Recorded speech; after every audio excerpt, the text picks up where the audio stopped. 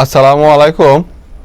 আজকে আলোচনা করব অনার্স তৃতীয় বর্ষের অন্তরক জ্যামিতি চ্যাপ্টার 1 স্পেসে বক্ররেখা সায়েন্স। এটা হচ্ছে সায়েন্স ভিউ প্রকাশনীর আর তিতাস প্রকাশনীর চ্যাপ্টার 2 স্পেসে বক্ররেখা। Example 44 Titas, example 24 science view প্রকাশনী। এটা আমি পার্ট 23 নিয়ে আলোচনা করতেছি। যারা আগের ক্লাসগুলো দেখেন নাই অবশ্যই প্লে লিস্টটা চেক করে ধারাবাহিকভাবে ক্লাসগুলো দেখে নেবেন। এক নম্বর হচ্ছে এখানে আমাদের তিনটা প্রশ্ন একসাথে। শঙ্খ, বৃত্ত ও কুণ্ডলীর মধ্যে পার্থক্য কি? প্রমাণ করো। R vector is equal to r dot into r dot into r dot, তারপর পাওয়ার হচ্ছে -12। এই দুটোটাই আমাদের 2001 সালে আসছিল এবং প্রমাণ করো যে এতটুক সমান এতটুক এবং এটা সমান এটা কি আমাদেরকে প্রমাণ করে দেখাতে হবে। এটা কি আমাদের 2013 সালে আসছিল। 3 নম্বরে সবচেয়ে বেশি গুরুত্বপূর্ণ। তাহলে দেখেন এক নম্বরটা, শঙ্খ বৃত্ত একটি সমতুল্য বক্ররেখা আর কুণ্ডলী একটি কি স্পেসে বক্ররেখা। এখন আমরা 2 নম্বরটা প্রমাণ করব।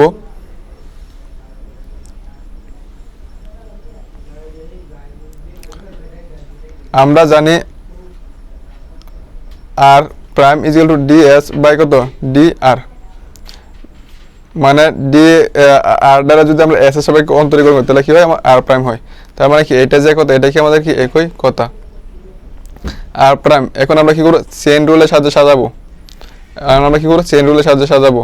তো এদিকে লিখলাম ডিইউ আর এখানে লিখলাম হচ্ছে ডিউ, কাটাকাটি করলে পাবো কত আমরা ডি আর বাই কত পাবো আমরা ডিএস পাবো। তাহলে আমাদের কি একই কথা। কারণ আমরা ইউ সাপেক্ষে কেন করব, কারণ আমাদের এখানে মান বসাইতে সুবিধা হবে। এবং দেন আরটা যদি আমরা ইউ এর সাপেক্ষে অন্তরীকরণ করি তাহলে কি হয়, আমাদের আর ভেক্টর ডট হয়, আর ভেক্টর কি হয় ডট হয়। এবং d u by d s বলতে হয়েছে কত, d u by d s মানে হচ্ছে 1/s ডট। এটা কিভাবে আমরা কি জানি, এস ডট মানে হচ্ছে কত ডি এস বাই ডি, মানে এসটার ইউ এর সাপেক্ষে অন্তরীকরণ করলে কি হয় এস ডট হয়। কিন্তু আমার দেন প্রশ্নের মধ্যে ডি ইউটা উপরে আছে, তাহলে এখন আমরা এটা উপরে নেই আর এটা যদি নিচে নিই তাহলে কি হবে, এস ডটটা কি নিচে আসে যাবো। তার মানে কি d u by d s এর মান হচ্ছে কত 1/s ডট। তো d u by d s এর মান হচ্ছে কত 1/s ডট। এটা আমরা 1 নং সমীকরণ দিয়ে রাখলাম। এই লাইনে এটা না লিখলেও হবে। দেন আর ডটের সাথে 1 গুণ করলে কি হয় আর ডটই হয়, আর এস ডট তো আছে নিচে এস ডটই। ভেক্টর চিহ্নগুলো আপনারা দিবেন। এটা আমরা 1 নং সমীকরণ দিলাম। আবার আমরা জানি এস ডট সমান হচ্ছে কত আর ডট ভেক্টর মডুলাস, এটা আমরা জানি, মুখস্থ করবেন।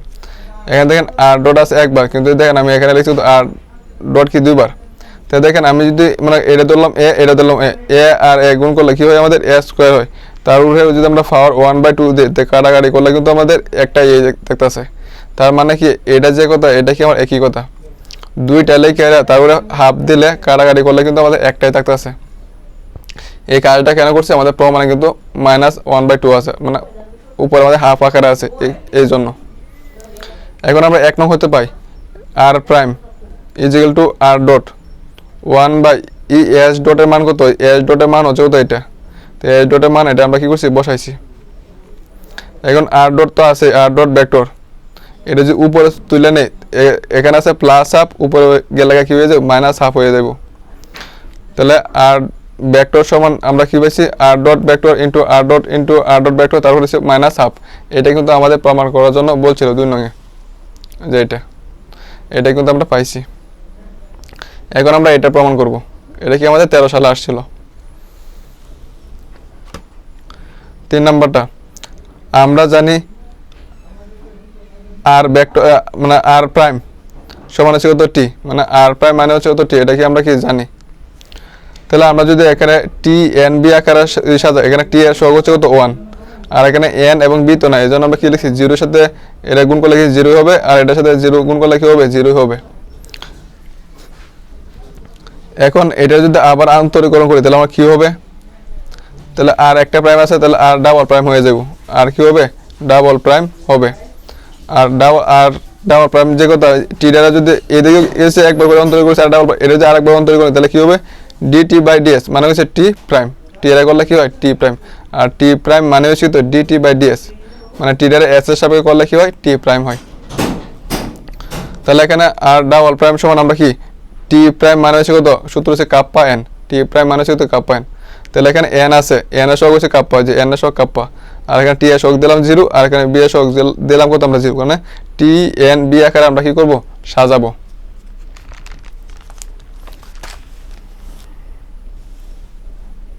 কেন সাজাবো এটা হলো আমরা দেখতে পারবো না, কারণ আমাদের মানগুলো লাগবে।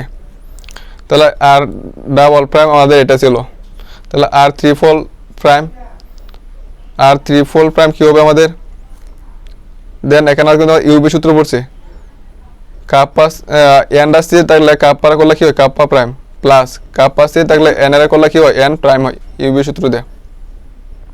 তাহলে আর ট্রিপল প্রাইম, তাহলে আমাদের kappa prime N, kappa N প্রাইমের সূত্র কি আমরা টাউ বি ভেক্টর মাইনাস কত কাপ্পা টি ভেক্টর, এটা কি আমাদের কি জানি সূত্র, এন প্রাইমের সূত্র হচ্ছে এটা। আর এখন আমরা কি করব, টি এন বি আকারে সাজাবো। তাহলে প্রথমে আমরা টি ডার সাথে গুণ করব, প্লাসে মাইনাসে মাইনাস, কাপ্পা আর কাপ্পা গুণলে কাপ্পা স্কোয়ার, আর আছে টি এন, এখন এটা লিখবো। তারপর কি প্লাসে প্লাসে প্লাস কাপ্পা টাউ বি, দেন টি এন বি আকারে আমরা কি করছি সাজাচ্ছি। আর এখন দেন আমরা যে মানগুলো বের করছি, দেন আমরা কিন্তু দেন আর প্রাইমের মান বের করছি, আর ডাবল প্রাইমের মান বের করছি, এবং আর ট্রিপল প্রাইমের কি মান বের করছি।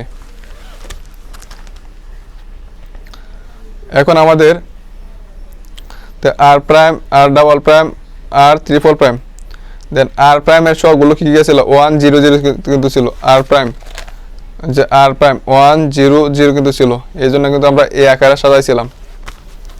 আর দেখেন আর ডাবল প্রাইম টি এর সহগ 0 কাপ্পা 0, তো 0 kappa 0, r triple prime minus kappa square r kappa prime, r এখানে আছে কত আমাদের কাপ্পা টাউ। এখন আমরা যদি 1 নেই, 1 নিলে কি এটা আর এটা বাদ, এখন কাপ্পার সাথে এটা গুণ করলে কি কাপ্পা স্কোয়ার টাউ, সূত্রে মাইনাস 0 সাথে গুণ করলে কি হবে 0 হবে। তারপর 0 নে 0 সাথে যাই গুণ করে না এখানে 0 হয়ে যাবে, এখানে যদি আমরা 0 নে 0 সাথে যাই গুণ করি না এখানে 0 হয়ে যাবে। তাহলে এখানে পাচ্ছি কত আমরা কাপ্পা স্কোয়ার টাউ, এই যে কাপ্পা স্কোয়ার টাউ ইনটু কত 1 আমরা পাচ্ছি, এটার আমরা 1 নং সমীকরণ দিয়ে রাখলাম। আবার টি এন বি, এই টি এন বি হচ্ছে কত আমাদের একক ভেক্টর, আর একক ভেক্টরগুলো আমরা কীভাবে সাথে টি মানে থাকে প্রথমটা 1, আর বাকিগুলো কি 0, এন থাকে এখানে কি, আর বাকিগুলো কি 0, আর বি 3 নাম্বার থাকে 1, বাকিগুলো 0, মানে একক ভেক্টরগুলো আমরা কি এভাবে সাজাই। আর একক ভেক্টরের মান হচ্ছে কত আমরা কি জানি 1, তাই টি এন বির মান পাইছি কত আমরা 1, এটা আমরা 2 নং সমীকরণ দিয়ে রাখলাম। 1 ও 2 নং হতে পাই, 1 ও 2 নং হতে পাই যে এইটা সমান পাইছি কত আমরা kappa square tau, kappa square কত টাউ, আর পাইছি কত 1, এই 1 এর পরিবর্তে আমরা কি লিখতে পারি এটা লিখতে পারবো, মানে 1 যে কথা এটা কি আমার একই কথা, তো 1 এর পরিবর্তে আমরা কি লিখবো এটা লিখবো। আবার আমরা কি জানি আর প্রাইম মানে কত টি, তাহলে আর ডাবল প্রাইম সমান কত হবে টি প্রাইম হবে, এবং আর ট্রিপল প্রাইম আর মানে এটা যদি আবার অন্তরীকরণ করি তাহলে কি হবো 3টা প্রাইম হবো, আর এখানে কি আর একটা বাড়বো 2টা হয়েছে। তাহলে আমরা কি এটা লিখলাম, এটা সমান আর প্রাইম মানে কত টি, আর ডাবল প্রাইম মানে কত টি প্রাইম, আর ট্রিপল প্রাইম মানে কত টি ডাবল প্রাইম, আর এই এতটুকু মান পাচ্ছি কত আমরা, এই এতটুকু সমান পাচ্ছি কত এটা, আর এটা আমরা এখানে কি বসাইছি। আমাদের কিন্তু এতটুকু প্রমাণ করার জন্য বলছিল। আশা করি সবাই বুঝতে পারছেন।